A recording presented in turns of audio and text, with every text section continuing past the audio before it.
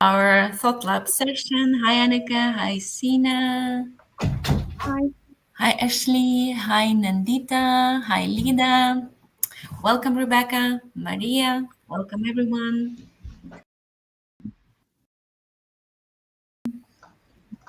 See everyone. Admit all. Always so nice when people join with their videos on. I love seeing faces. So thank you to those of you who feel able to do that.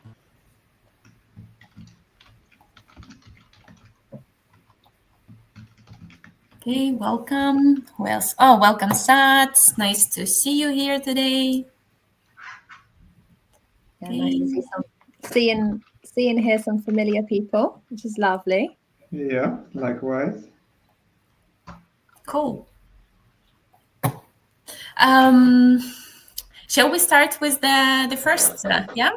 So while we are waiting for the rest to join, please give us the first of all. Let me give you a short introduction on how to engage with this platform, which is called Butter. So it's quite intuitive, and you don't need to be really aware of how to use it, but still nice to know some really cool tips. So first of all, the way you can react, you can see on the left-hand side the bar tool, the tools bar, and you can react either with the numbers or you can just click on the icon to say hi or to give some reactions to our hosts. The next is the queue with 1, 2, 3. You can either have a comment or you can have a question or the idea in the chat. So feel free to also let us know or also practice it. The next one, you can also use the chat, saying hello in the chat. The chat button is in the same left corner sides. The notes you can do yourself in your, they will stay individually to each one of you. So those are private notes, or you can also use old school methods, the paper notes. You can also mute or unmute yourself by clicking on M on your keyboard. The same goes to the video. Click V to close or turn on the video. And then you can also go deeper if you want to customize your behavior or your profile. And then if you are ready to start, just give us a sign. Yeah, cool. Nice. So let me start. First of all, my name is Valeria. I am a But the back, You can also, by the way, unmute or unmute yourself by putting the M. My name is Valeria. I am the ThoughtLab catalyst at Shakers, and this is our ThoughtLab session, which is online session, which is led by our speakers, our guests, and every time it's someone new. And this time, I'm very happy to host the session together with two guys and one guy and one girl, Ryan and Becky. Becky is a co-founder of wonderful, brilliant specialist in designing and facilitating brain-back learning interventions that drive behavior change. And Ryan is a co-founder of Trivato, expert in measuring training effectiveness and proving ROI.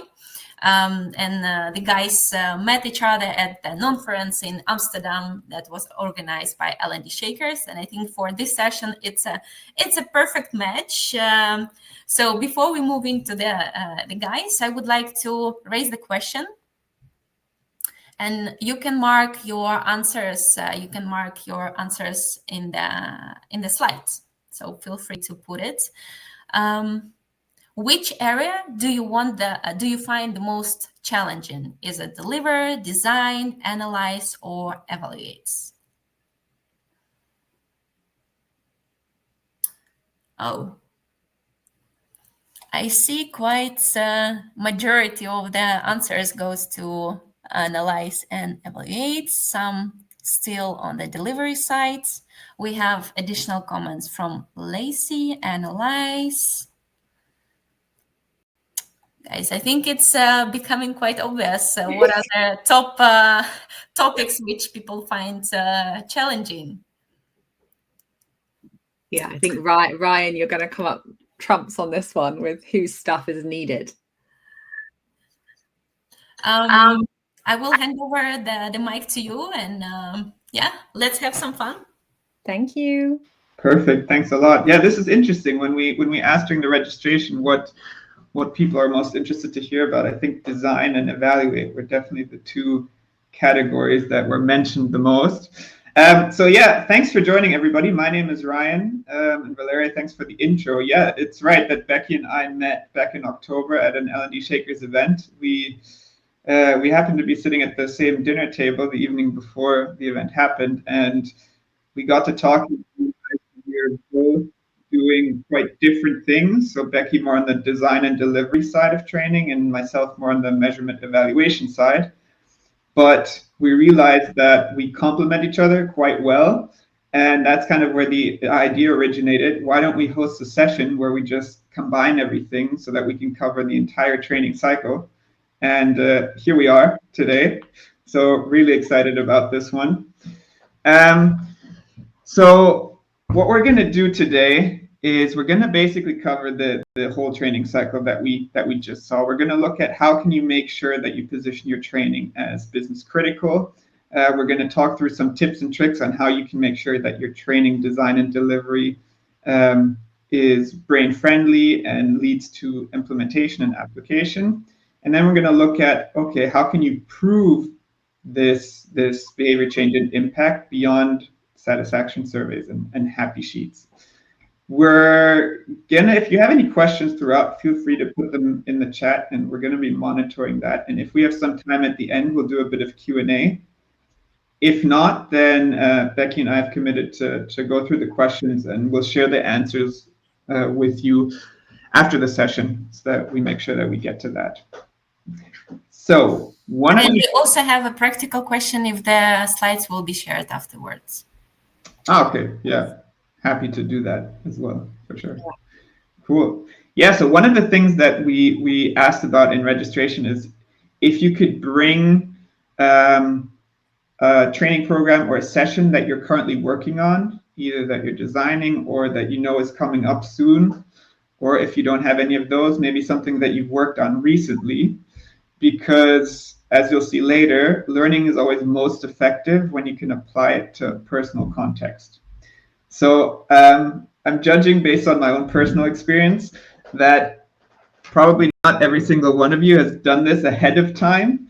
So I'm going to give you all a minute just to think about, okay, what is that training program or session that you want to keep in the back of your mind throughout the session, because we're going to have bits and pieces along the way where we're going to ask you to kind of think about how can you apply what we've just talked about to that program or session. So I'm just going to give you, I don't know, 30 seconds to a minute just to sit back and think about that. Perfect. And we've got a timer. Amazing. Valeria, I wish I could have you on every single one of my sessions. Exactly. I was just thinking the same. It's amazing.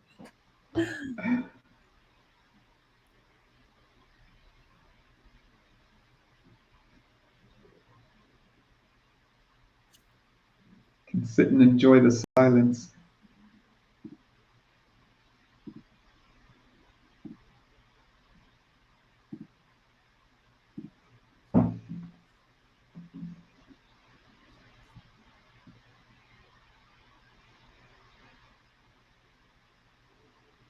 All right, maybe thumbs up if you've got something in mind that you want to take throughout the session. Amazing, seeing lots of thumbs popping up. Perfect. All right, then I would propose let's start with analyze. We're going to work our way through clockwise, and yeah. So if you go to the next slide, we can kick off. And I think, especially in the analyze section, it makes sense to start, before we even start designing any training program, it makes sense to think about why are we even doing this? And to help us with that, I wanted to get a different perspective. So together, let's just adopt the view of a CEO. Like, how do CEOs of a company view training? And essentially, they look at it in two dimensions. One is the quality, and one is how critical is it to the business need. And to make sure that we get a lot of buy-in from our senior leadership, we want to position ourselves in the top right corner. But let's just go through it one by one. So if we start in the bottom left, this is bad training. Everybody's complaining about it, and there's no real business need. This is essentially just a waste of time and resources. And the good news is I don't think that there's a lot of training that actually fits into this bottom left corner. But where I do think a lot of training programs and sessions are at least perceived is in this top left quadrant. And that's the edutainment quadrant. So all the participants love this program or this training. Everybody raves about it, but there's no clear connection to any specific business need. And the problem with this is that if push comes to shove and budgets get reduced, these are often the programs that get cut first, right? These kind of nice to have initiatives, at least perceived as nice to have. If we take a look at the bottom right, this is low quality training, but it hits a critical business need. These are your typical compliance trainings, those e-learnings that you have to click through just, to tick that box. But the problem is, if push comes to shove between edutainment and compliance, what do you think a company is going to keep?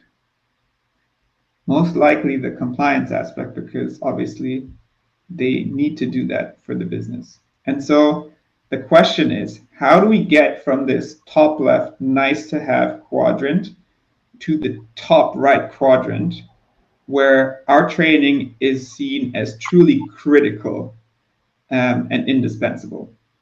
And I just want to give a quick shout out to my colleague Chris Taylor, who I've borrowed this matrix from for this call. So the question, how do we get to that top right quadrant? And there's a few simple questions we can ask ourselves to get there.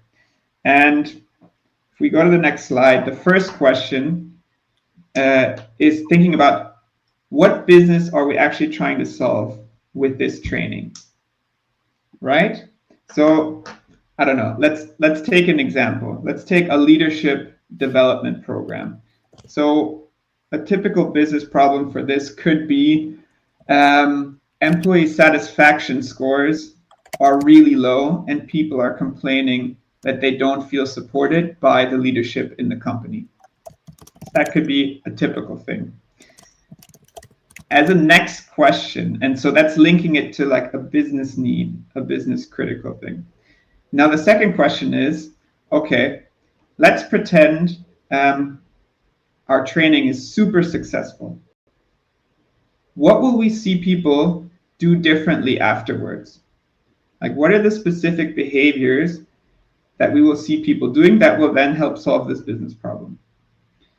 And I'm going to stick with our example. So leadership development, it's no use if we just say leaders will be better communicators afterwards. That's much too vague. But what we could do is we could say, hey, after going through this program, the leaders will make sure that once a week they will have a one-on-one meeting with every single direct report, and they will hold this meeting following this specific meeting framework guidance. And that is something that is quite objective, and then you can actually track. And then the third question that we want to ask ourselves is, okay, this is the behavior that we're hoping to get. Why isn't it happening? Why aren't they doing it yet? And this will help you to identify, okay, is it really a problem that a training can solve? Or is there some other reason? In our example here, I guess if The problem with leadership is that we have a lot of junior leaders in the company, and they don't know how to hold effective one-on-one meetings with their direct reports. Then a training could be really helpful. But if it's the case that our leaders have 30 direct reports and they just don't have time to do a one-on-one every week, that's probably not something that training can solve. And now, last question is, so we basically got a training program. We know what the learning objective is, what behavior we want people to do afterwards. We know that this behavior will help solve this business problem.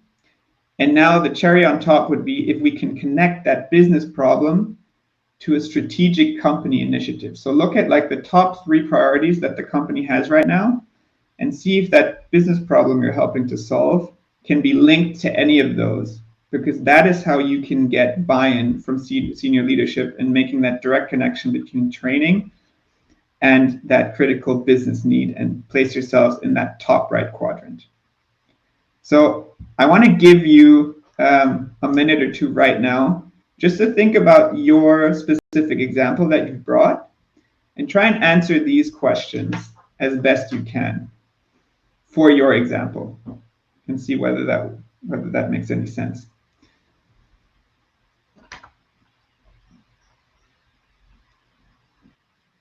I was just going to say, I feel like we need some background music. Nice.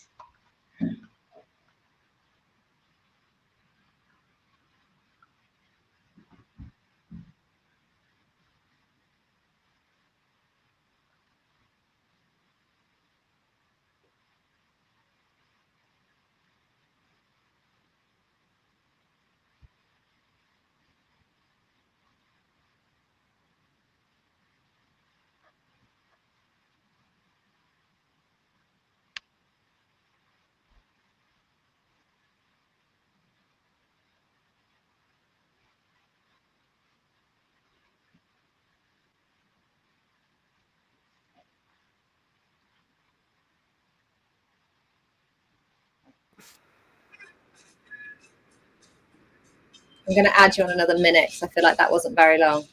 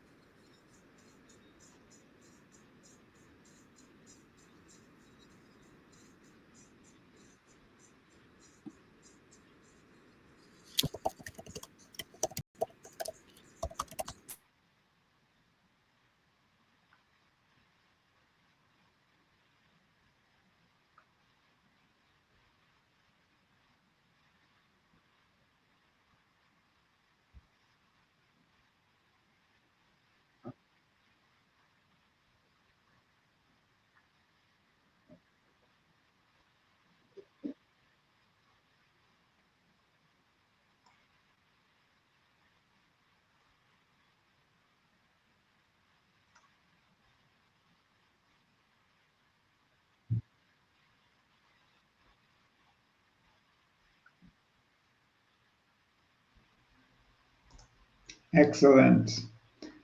Very nice. Yeah, so this basically is before we design anything, before we evaluate anything. It's more about thinking, why are we even doing this training, and tying it to, you know, a business priority to make it, to get buy-in essentially from senior leadership. And so by answering these questions, we've looked at question 2 is kind of what is the objective of this training, and also what might potential blockers be. And you can use those to, in the design process, to help you shape what your training looks like to achieve those goals.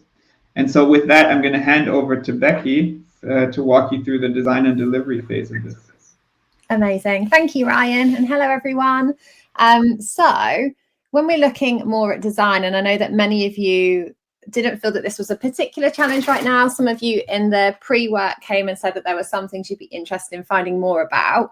So hopefully, even if you feel really confident in this area, I always find that when somebody talks you through something, you can use it as an opportunity to just highlight perhaps any ways you can even further evolve what you're delivering right now in terms of how you design. So my section is going to be covering both the design and the delivery. I'm going to spend a bit more time talking about design, because my understanding from the learning needs that we did is delivery is something we all feel quite comfortable with, which is amazing. So how do you design in a way that works with the brain and makes learning stick? And ultimately, going back to that top right-hand quadrant that Ryan talked about, which was making our training really indispensable. So I'm using the word training here because we have been throughout. Personally, I probably prefer learning interventions because I don't believe that training is always the answer to everything. And I know that as learning professionals, we should all question that from time to time because everybody believes it should be the answer. But really starting here is, I think, traditional methods, many of us now see as quite outdated, the idea of like classroom trainings that last all day, because actually we now know that that doesn't work with the human brain in terms of how we both encode and recall learning. And ultimately, we really need to be building learning that supports people in doing that so that they can draw it back into their context day to day. So I was quite lucky that when I used to work in-house before Wonderful Brilliant, there was a silver lining to COVID, which was we were able to use it as a way to redesign our whole learning program for this big education company I worked for. So we had about 4,000 people working there at the time. So it was a big old job redesigning our management and leadership program, but it was a springboard for it. And we brought in all of these tips I'm going to talk through, and I'll try and give you some quite practical ways to take it away before giving you time to reflect at the end to see if there's anything that you could add to this particular example that you've brought along with you. So let's start with space learning. A nice stat for you is that participants or the learners will forget 90% of what you deliver in a one-off intervention. So why is that important? Well, we know with the world that we live in that is moving at a rapid pace that we don't have time to be wasting inefficiencies on delivering learning interventions. So the space learning approach in this graph comes from the Ebbinghaus forgetting curve, which some of you give me a thumbs up if you're familiar with that. So yes, it dates back to the late 1800s, but it's been proven time and time again to showcase, great, you all know it, to showcase how we encode and remember information. Ultimately, if we don't revisit information, we're going to lose it from our brain. The idea is like, use it to keep it, right? So how do we build this into our programs, and particularly when perhaps it might be a bit of a challenge with key stakeholders? So some top tips that I've got for you on this is take a space learning approach by doing multiple interventions, and that doesn't have to be in-person learning, whether that's virtual or face-to-face. So taking the flipped classroom technique, where you give the knowledge or the theory before the learning intervention to enable people to have time to digest that before revisiting it, is a great way. On our programs, we try and break up what would have previously been 1 or 2 day trainings to being perhaps 3-hour trainings across a 2 to 4 week period. And we find that revisiting increases accountability as well as the embedding of information, and therefore drives behaviour change. And the last tip on this, I would say, is just about thinking how you can use tech. We're living in a tech-enabled world now. So one of the things we do is use email nudges to remind learners of the learning that they've learnt and give them that kind of snap in real time when they're back at work to get them doing this more. So that's space learning. We have also got my lovely little GIF on experience, doing and reflecting. So this leans into Kolb's experiential learning theory. So another quick thumbs up, fire, whatever it is, if you're familiar with that. We've got sources at the end, so you can explore it more on the PowerPoint as well. So ultimately, this is saying, let's absolutely push everybody around the cycle. Me and Ryan have joked throughout the creation of this about how we learn really differently. I'm very visual. My notes are all going to be written on notes, like scribbles and different visual things. And his are going to be very neatly, logically aligned on a virtual notepad. So what that means is we need to make sure that everybody goes around this process of experiencing, reflecting, conceptualizing, and then active experimentation. So don't worry if you're forgetting this, because I've got a slide with it all written on in a minute for those of you who like the notes. And what does that look like in real life? Every single one of my sessions, we will practice the skill that we're talking about. So there will be active practice sessions. I don't like the term role play. There will be reflection on how you found that. there will be the theory that's interlaced into how you could do that better. And then post that, there is the, okay, experiment now. What are you going to action plan to take away from today? So that's the experience learning. And then the memorable moments. So what I mean by this is our brains are not primed to remember every single bit of information to kind of go back to, right? Our brains are primed to filter and distort and generalize based on everything that comes at us day to day.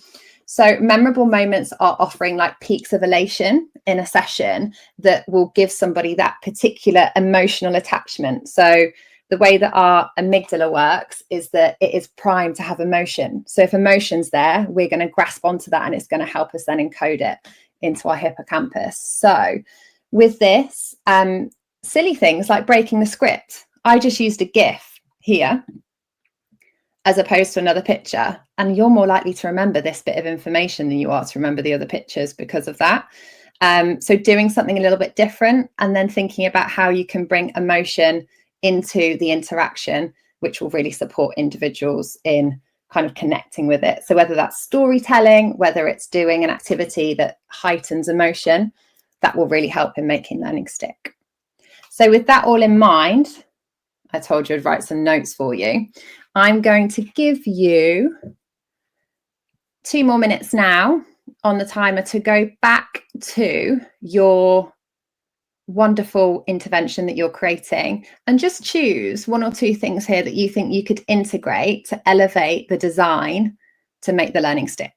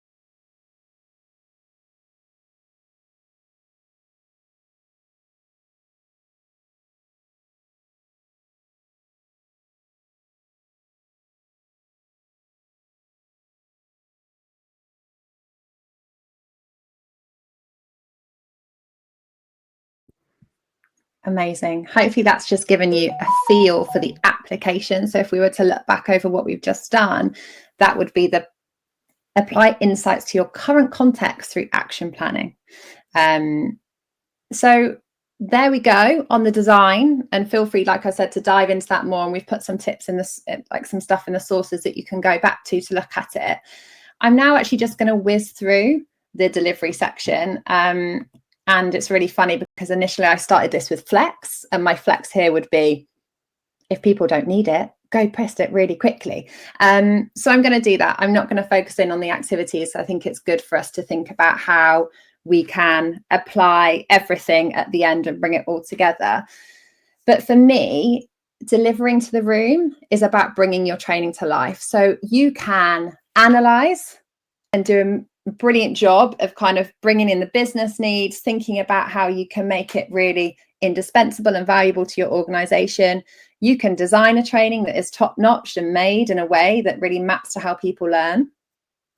But if you then get to the delivery and you don't have a facilitator that is bringing your training to life by really connecting with the humans in the room, then you're missing a trick. So a really quick one that I'd like to talk about and see where you're at with this is just, what does that look like? So if you had a facilitator who is incredible at building a human connection and therefore bringing the training to life, what behaviours would you see from them? And if you can type them in the chat box, that would be fab.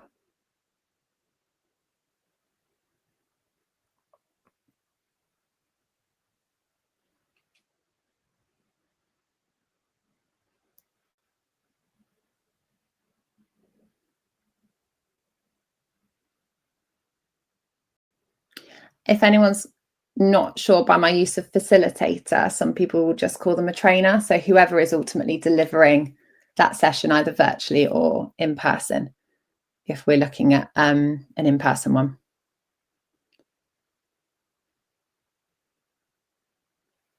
You guys are on my wavelength. This is why we don't need to go into it in loads of detail. So what am I seeing here? I've got lots coming up in themes in terms of psychological safety. So building that connection before content. That's amazing. Absolutely that. Engaging with others, bringing the energy, connecting, authenticity, creating a safe space. So that umbrella of psychological safety is coming through really strong. We've then got that kind of energy and engagement, observing people's reactions and nonverbal behavior. So absolutely, again, for me, and a lot of the research backs this up that I'll share with you a bit more in a moment, is that understanding that as a facilitator, you need to be able to read people, you need to use your active listening, you need to be really thinking about how the stuff is landing so that you can flex if needed to it. And part of that is observing the reactions and the nonverbal behavior. Yeah, they're there to facilitate, not gatekeep knowledge. Absolutely that, Kelly. Awareness, and then connecting pieces of the training. Thanks, leader. So yeah, that's one of the lovely things that I love. A very skilled facilitator will bring in something that was mentioned 30 minutes before into the thread. So they're weaving a storyline. You guys are on this. So I pulled together, I read a report recently that was amazing. So I've put it into the sources. It was a Session Lab facilitator state of facilitation report from 2025. And they've done loads of research into all different types of facilitators delivering and what people are after. And interestingly, the biggest theme, it's probably not surprising, was human connection in a tech-enabled world. So, you know, the tech-enabled, that comes into your design. You need to be able to design it in a way that is utilizing and drawing on tech. And your facilitator needs to be comfortable with that. But the more we move to a tech-enabled world, the more the human connection piece and making people feel psychologically safe so they can learn, so incredibly important. So they put that as the number one thing that all facilitators need to be doing. And with that comes creating a psychological safe environment, just like you all said, fostering inclusion. And I don't think this is always at the forefront of people's minds, but really understanding that every single individual has different learning needs. When you are the person in the room, you need to flex the brief that's given to you to meet those learning needs. And that means reading the individual, but it also means reading the dynamic of the group. And then the active listening and questioning to check for depth of understanding. So what I mean by that is we're not just sharing and then moving on to the next thing. We're asking questions to really ensure that people have got a depth of understanding. So, you know, what does that look like if you were to display that day to day at work? Or I'm hearing this from you. How would you overcome that challenge if you're seeing it? So really testing people on how can they put what we're learning into practice. And again, in that report, practical application came up really highly as something that people day to day are really struggling with at the moment. And so many facilitators are seeing people leave training and not implementing it, and that's dropped off because they're not understanding how, when they're so busy, they can apply the techniques practically. So a good one for us all to bear in mind.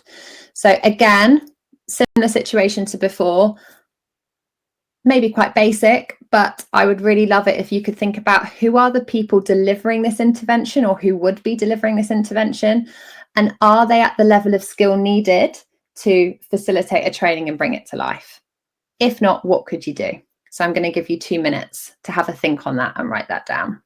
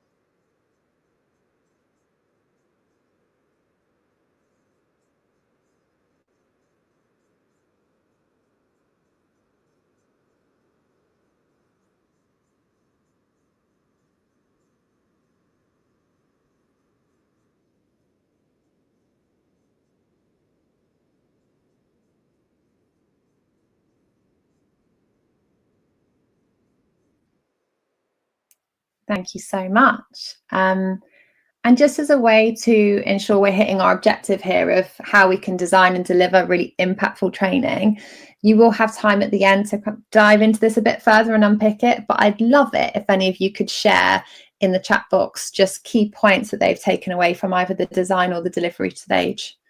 I always think that we can magpie from other people.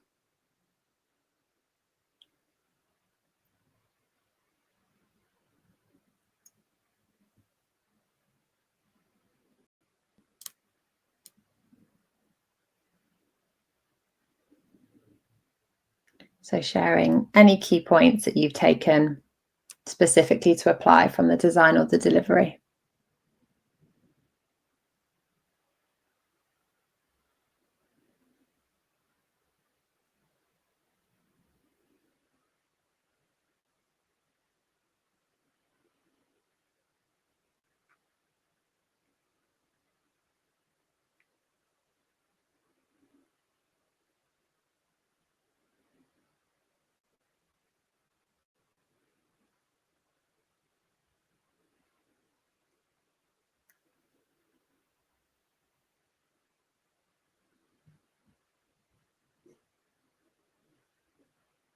Lovely, some great stuff coming through, and also great points from Kelly and Eleanor about the idea of the space for human intelligence in learning, where obviously AI is growing exponentially and definitely is showing its worth in the learning space. Like I'm a big believer of that.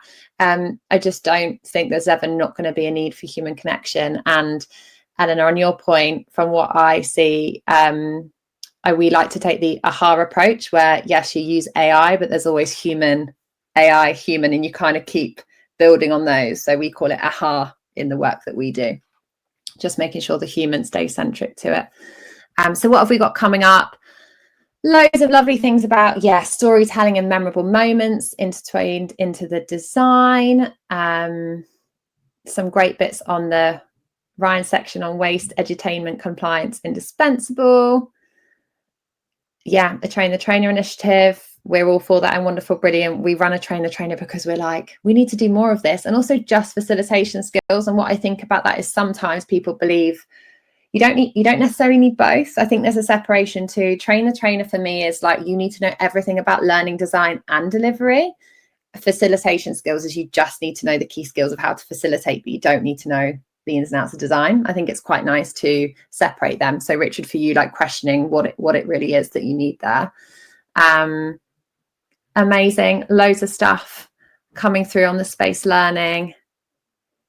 Rename role plays. Yes, role plays are in the bin for us. Okay, amazing stuff. So with that in mind, I'm now going to hand over to the very excitable bit for everybody on evaluate, because this is what we're all here for. Go on to evaluate, Ryan. Pressure there, thanks. Yeah, so I thought maybe it's fun to start with a little quiz. So all of the things that Becky just talked about on both the design and the delivery aspect of it, they can all help to increase kind of the amount that learners take away and actually then end up applying when they go back to their jobs. But on average, without using any of these techniques, what percentage of participants do you think actually take what they learn in your training session and then apply it successfully when they're back in their jobs? And I think you can cast your vote by clicking on the answer that's appearing here. So is it A, B, C, or D?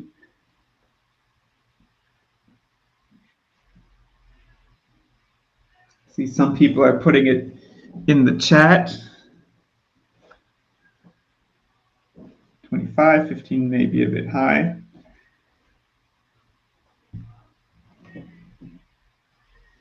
I agree. Flutter's a really cool platform for these sets of things.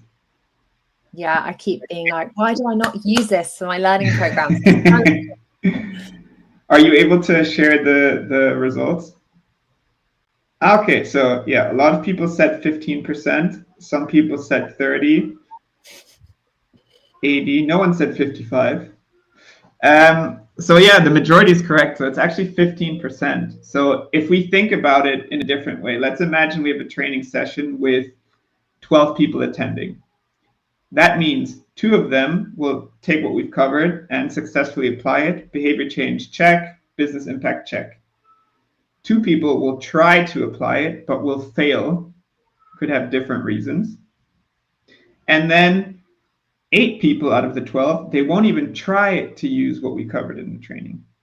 And it sounds like a lot, but like if we think about it realistically, how many times have we been in a training or a workshop, we've stepped out and we've had, I don't know, 30 unread emails waiting for us, a deadline that was due yesterday, and we don't think about what we just did for another second. And if that happens, then all the impact of the training disappears in an instant, right?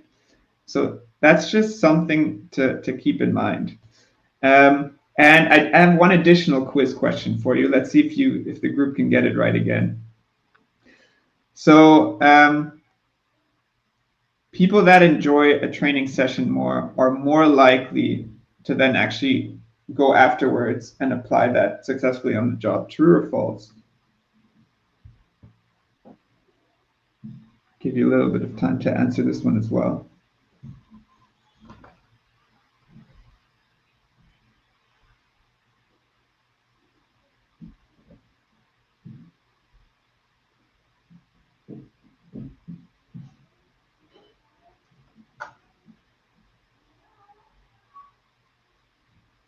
$19 true, 6 false.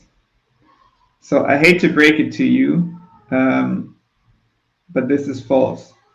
So there's actually studies that show that whether someone enjoyed a training session has no influence over whether they're going to successfully apply it in their jobs afterwards.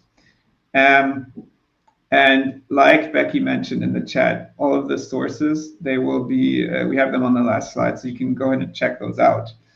But that being said, And if we go to the next slide, you could see why it might be a problem that even nowadays, we as an L&D department, we rely heavily on satisfaction as a success metric for our program. So often we get asked like, hey, how's the program? And then we tell our bosses like, huge success. You know, we had a 4.7 out of 5 satisfaction rating. And look at all of these positive comments that people gave us. And yeah, it makes us feel good, right, to know that people liked it. But the research shows that that doesn't prove that behavior change and impact. And so it's not a good idea to use that as a success metric, especially if we're presenting this kind of to leadership within the company. Can we bring back the slides, or can everybody else see them right now? I absolutely can. I thought I was sharing them. Sorry about that. There we go. All good. Can we go back one still? Yeah. Perfect. Yeah, so here you can see a few examples of typical feedback comments that we might see in our sessions. And so the question is, okay, if we know this, why do we still rely on satisfaction and asking people how they enjoyed the catering and the room and all those things? And I think one of the main reasons that I find speaking to people is, for a lot of people in L&D, evaluation is like an add-on task that they've just been given, and they have a million other things that they need to focus on as well. So they try to get this done with the least amount of time investment possible. And so the question is, or maybe one interesting thing. So I gave a talk last week at a conference, and I asked the people in the audience, was about 100 people, like how many of them evaluate their trainings using happy sheets and satisfaction feedback surveys. And I would say 95 of them stood up. And then I asked, okay, how many also measure behavior change? And only 2 people were left standing. So it seems to be like a widespread thing that we're doing. And it was really eye-opening for me as well. But so if we don't want to evaluate based on satisfaction, then what do we want to evaluate, and like what questions should we ask? And here's what I would suggest, and what I found to be most effective. So instead of using these traditional happy sheets and asking people how much they enjoyed the training, I would still use a feedback survey at the end of a program or a session, because it's just a very low effort way to get really good data. But I would ask about specific things, and I would ask about leading indicators. And what I mean by leading indicators are things that science has proven will predict whether people are going to apply what they've learned in the training when they return back to their jobs. And it's interesting that a lot of those factors are the things that Becky was talking about. So things like active practice, things like action planning, things like psychological safety, and all of those things influence that more people successfully go out and apply and change their behavior. And that's the only way that a training can lead to business impact. And what you can see here is essentially the leading indicators that we use in Travato to evaluate immediately after a training session. So a lot is about the learner mindset. Are they motivated to apply what we've learned? Do they feel confident to apply what we've learned? And I wouldn't leave it at that. But what that does is it gives you immediately a very good indication of, hey, is our training going in the impact direction?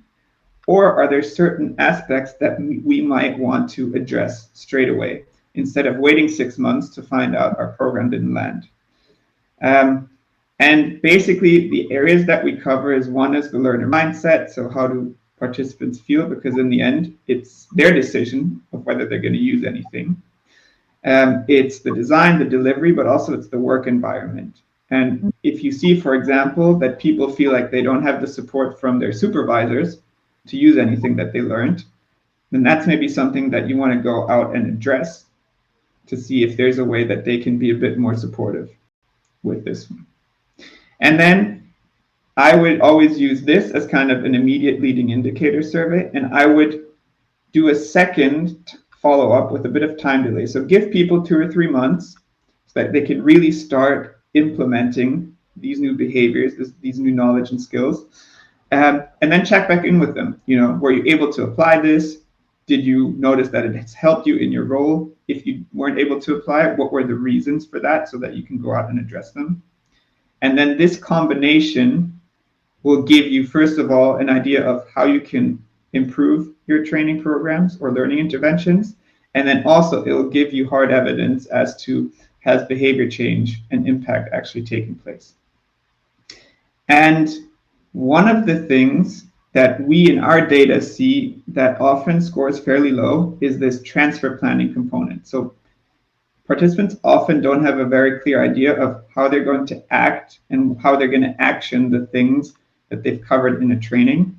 So this is a perfect segue over to Becky to kind of round things up and have you all create kind of your own personal mini action plan based on this session today. I was honestly just thinking, what a perfect segue. We planned this. Okay, so on to this next part. And for those of you who are very visual, I hope that you'll appreciate this bringing everything together. Ultimately, you've heard us both speak about the impact of really ensuring that the transfer section is applicable. And this is the one big thing that I will always focus on at the end of my sessions are, if you were to leave today and do one thing, what would that one thing be? Now, why do I say one thing? Because we all know that we live in a really, actually, we're all working more intensely than we've ever worked in history. And so that means likely if you come to a session like this, you're with the best intentions, not going to apply anything. Now, we aren't following up with email nudges. We're not connecting you with an accountability partner. But what I can ensure that we ask you to do is review everything that we've covered today and just think about if you were to leave and commit to one thing and make that really tangible. Use SMART if you want, but anything that makes that commitment really tangible, what would that be? So again, I'm going to put on a 2-minute timer. And then at the end of that timer, I would love it if you could share your one commitment off the back of today in the chat.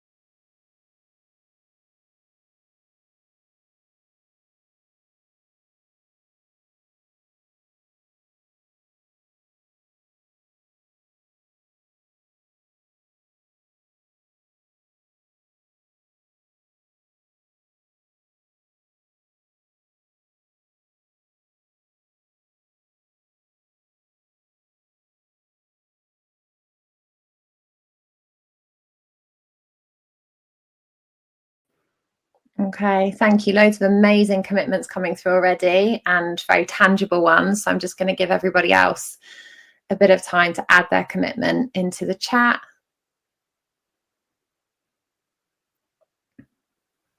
You can tell you're all L&D professionals, because normally I spend my time being like, not quite tangible enough. How are you going to do that? What does that look like? And you've all done it for me.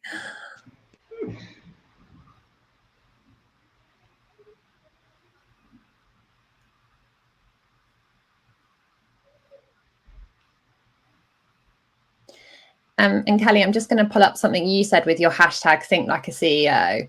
I think sometimes we underestimate the importance of that. Like we, wherever you work in L&D or in the people function, we need a seat at the executive table to be able to impact performance, and we need to be seen as partners to that. And I think if we do that, kind of stepping into a think like a CEO role, it enables you to have the language to talk to them about impact, which is what we need for budget, right? It's what gets you that. That's definitely something I experienced when I used to work in-house. Amazing. Loads of stuff coming through about how you're going to put it into action.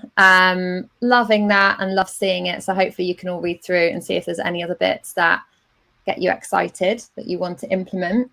And so to wrap up today, I realised that we didn't put the objectives at the end, which is normally always do. Shame on us.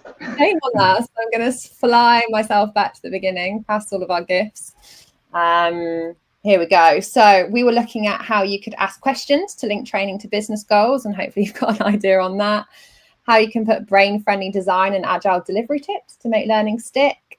A simple approach to measure impact, and hopefully you've all left with a personalised action to put this training effectiveness into action. So again, going to fly us back here.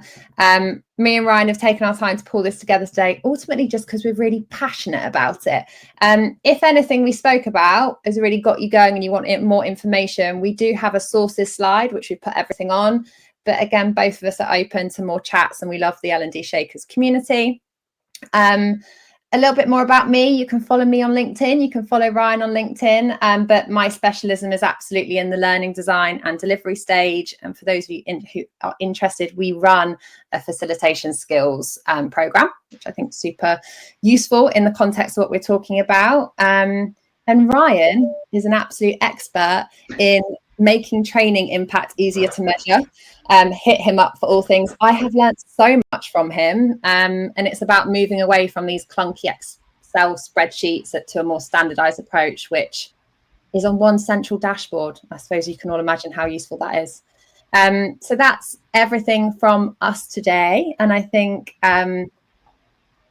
Valeria, you're going to add it onto YouTube maybe, or share the recording for anybody who needs it. First of all, Becky, Ryan, huge thank you to this amazing session and super interactive, and to everyone, to our participants who joined and actively participated. Indeed, we will share these slides and the recording in the Slack. The recording will be also on YouTube, so stay tuned and you will get all the materials. Amazing. And we'll go through and answer all the questions if we missed anything. And if you want to experience Travato. Yeah, and share your feedback with us for this session. In case Becky and I decide to do something like this again in the future, it would be really helpful to understand kind of your thoughts, what was really helpful, and what we could improve. So go for it. Yeah. Thank you. And thank you for your time.